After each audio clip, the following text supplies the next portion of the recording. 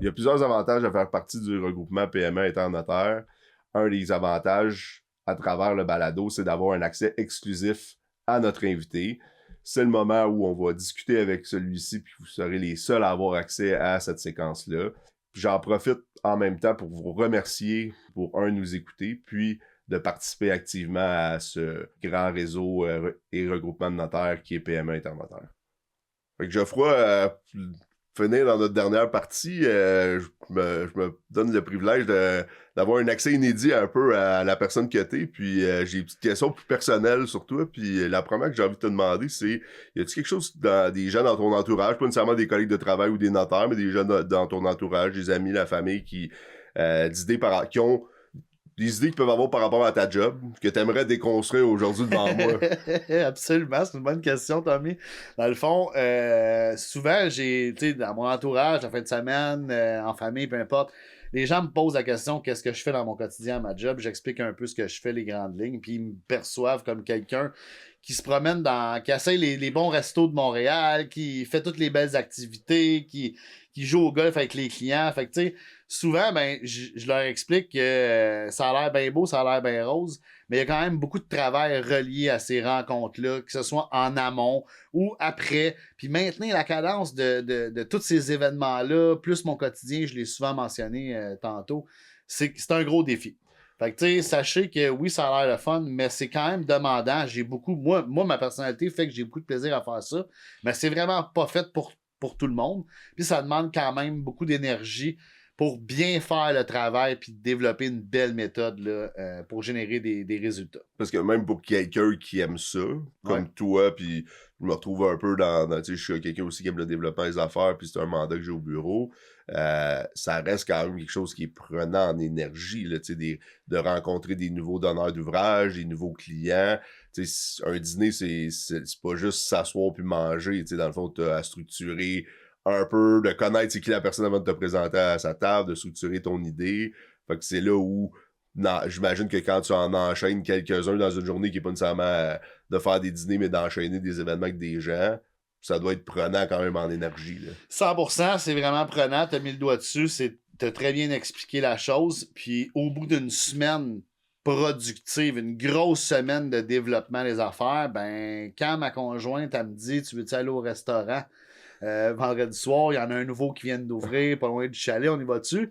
Ben des fois, ça fait dire non. Puis même que ça va plus loin, j'ai des chums souvent qui vont me dire qu'est-ce que tu fais à soir, la game de hockey, ben là c'est mon seul soir à la maison. Ouais. Le reste des soirs, je suis en développement des affaires, des cocktails, des rencontres de job. Des fois, je dis non. Fait que, tu sais, des fois, mon cercle personnel d'amis, de proches, des fois, je suis obligé de dire non parce que j'ai besoin de relaxer, j'ai besoin de faire le vide. Puis c'est un petit peu pour ça que je suis vraiment quelqu'un qui aime la nature, le plein air, parce qu'on dirait que le silence devant un lac calme et plat, ça me détend puis ça me recharge mes batteries pour ma prochaine semaine. Je comprends je suis autant comme toi, je peux jaser beaucoup dans une semaine, mais j'ai des besoins d'avoir des moments où il ne faut pas que je parle. 100%. Puis des fois, ma conjointe aussi est comme, tu me parles pas, je suis comme, excuse-moi, j'ai parlé toute la semaine. Exact. Fait que, tu sais, ça me rassure, tu me dis ça, Tommy, puis ça va me donner une clé en poche pour ma prochaine discussion. Ça me plaisir, je vais te donner d'autres outils comme ça. C'est bon, on se tiendra au courant. Parce que je pense que c'est pas donné à tout le monde aussi de passer des moments sans qu'il y ait du bruit puis sans parler, là, tu sais, du moment en nature, comme tu parlais, là, d'être capable de vivre tout seul avec soi-même une soirée, là. C'est pas donné à tout le monde, ça non plus. Tu sais, quand j'étais à la pêche puis que je dis à ma conjointe, t'entends-tu, ça a mordu? Ben, ça explique certaines choses. Ben, je sais que t'as un grand amour pour la nature, le voyage extérieur, puis ce qui m'amène je préparais des petites questions, tu sais, juste pour l'accès privilégié qu'on parlait tantôt, puis aller connaître un petit peu plus l'humain qui est derrière le développeur que t'es. Puis tu sais, on partage un amour un peu pour le voyage, puis d'aller voir ce qui se fait ailleurs. Fait que je vais te lancer 3 questions en lien avec le voyage. Ces derniers voyages, on est allé où? On est allé en Grèce, Turquie. Que... Donc, j'ai eu la chance de faire ma dernière année avec mon père sur son voilier parce que c'était pas nécessairement prévu. On savait que mon père allait vendre son voilier qu'il a eu pendant plus de 18 ans. Moi, j'ai grandi à travers la voile. J'ai vraiment une passion pour tout ce qui est grande navigation, découverte à voile, voyage à voile. Fait que l'année passée, on a fait notre dernier parce que mon père, il commence à être plus âgé, a décidé de vendre le bateau. Fait que ça a été un voyage fantastique. On a fait la Grèce, la Turquie, c'était mémorable. Puis cet hiver, j'étais allé voir la côte ouest du Mexique. C'est un endroit que j'avais jamais vu pour pratiquer un de mes sports préférés qui est le kitesurf. Donc, j'étais allé dans une petite place qui s'appelle la Ventana, qui était vraiment un petit village là, en plein développement, vraiment prisé par les gens qui font du kitesurf, du wing foiling. Fait que j'ai eu vraiment du fun à découvrir cet endroit-là, très désertique, les cactus, la température chaude durant le jour, puis ça tombe à 12 degrés la nuit. C'était vraiment spécial pour moi de vivre ça. Puis qu'il doit avoir un peu de vent, parce que c'est un peu utile absolument en quête. Absolument, c'était une place venteuse, la Ventana, ils vendent environ 300 jours sur 365. C'était une belle semaine, j'ai fait du kite 5 jours sur 7, fait que j'ai pas à me plaindre. Puis le bateau de ton père, il était situé où?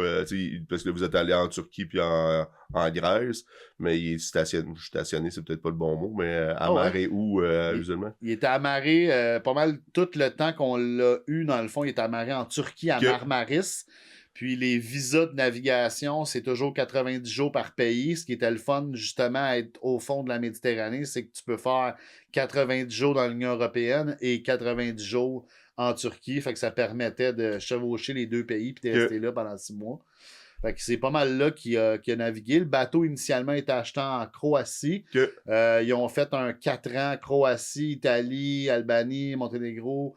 Puis après ça, ils sont rentrés dans les eaux grecques, puis ils ont passé là, un bon 12 ans là, à naviguer entre la Turquie puis la Grèce. Puis moi, j'ai participé à plein de navigations avec lui, tant dans les eaux grecques que dans les eaux turques. J'ai adoré mon expérience, puis c'est vraiment quelque chose que j'aimerais faire plus tard.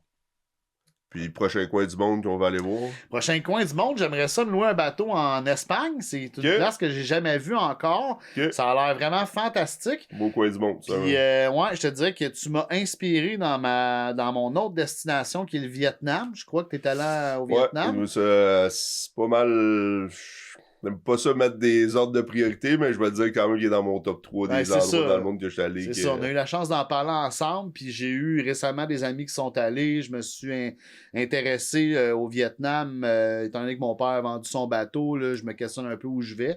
Fait que j'ai ouvert un peu mes horizons en termes de voyage, puis j'ai vraiment réalisé que l'expérience semble incroyable au Vietnam.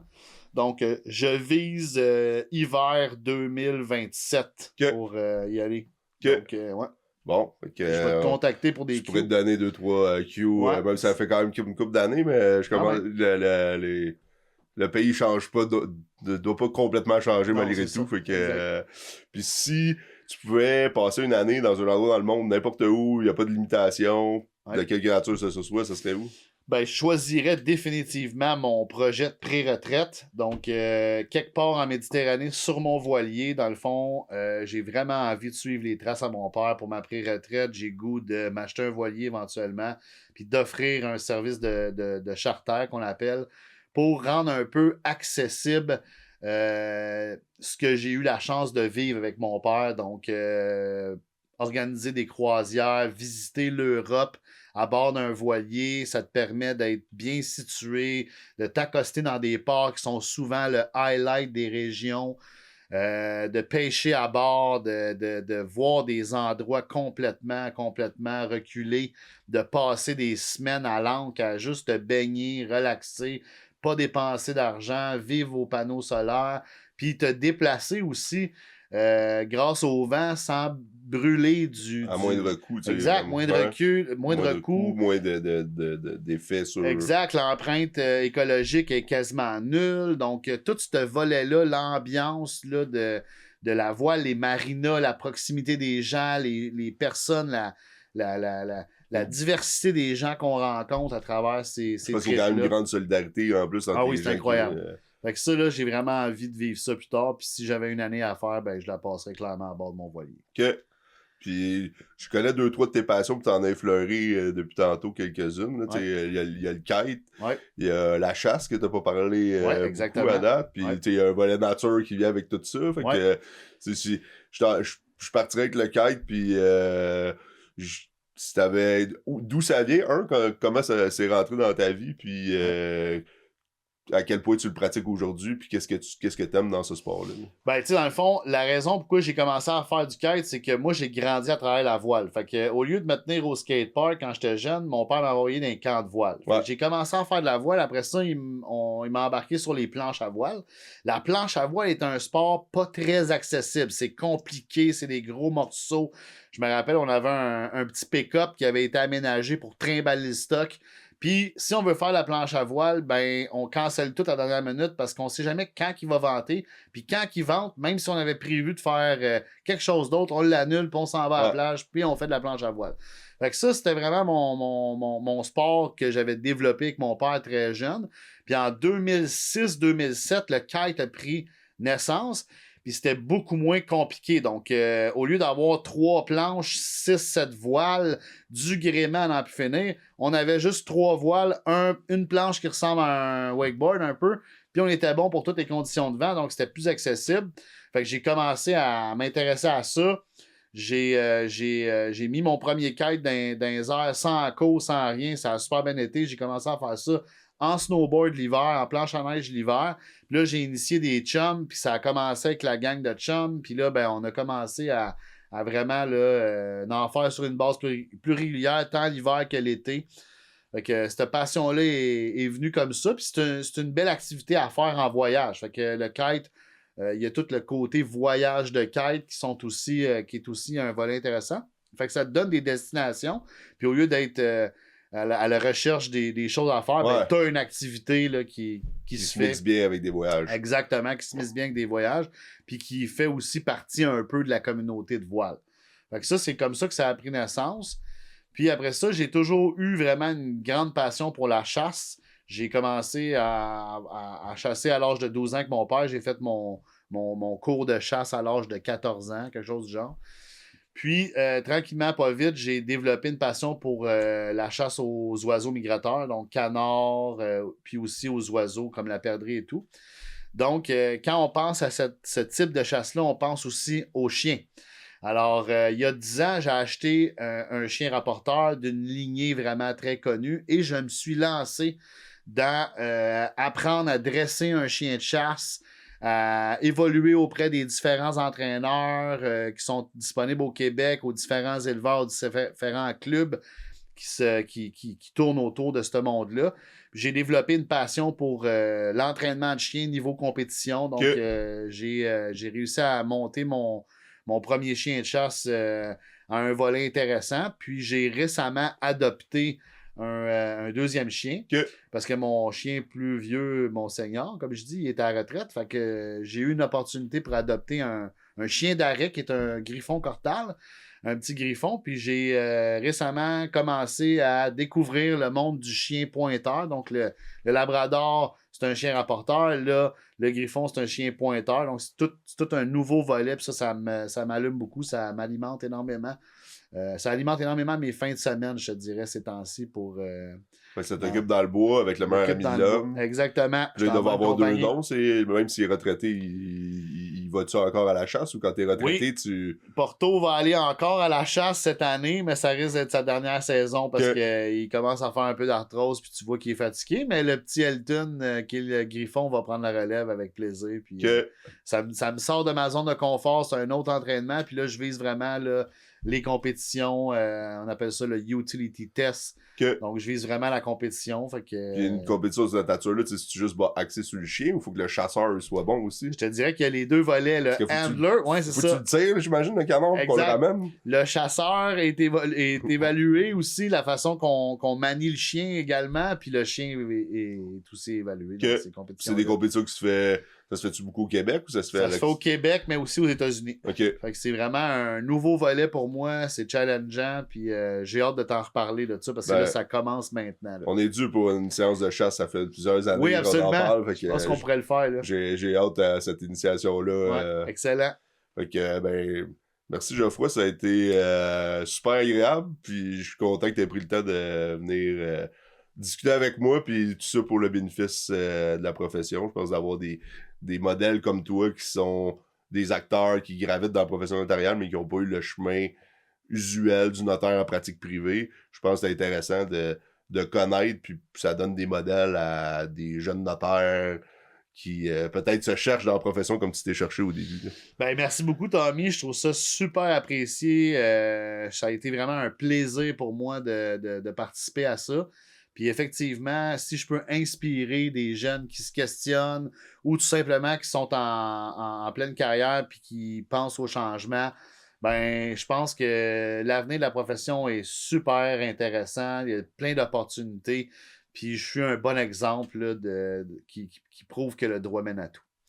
Merci beaucoup, Tommy. Merci.